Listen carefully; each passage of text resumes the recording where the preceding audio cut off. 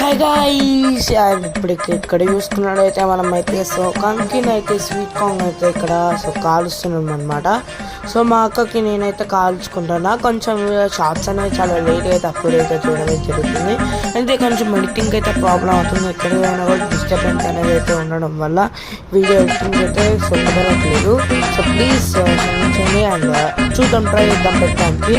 ఇలా చూసుకోవచ్చు కదా, ఇక్కడ మనకి మంచిగా తెల్లగా ఉన్న సో కంకిన్ అయితే ఇప్పుడు మనకు కాలుస్తుంది అనమాట. సో మా అక్కదనమాట.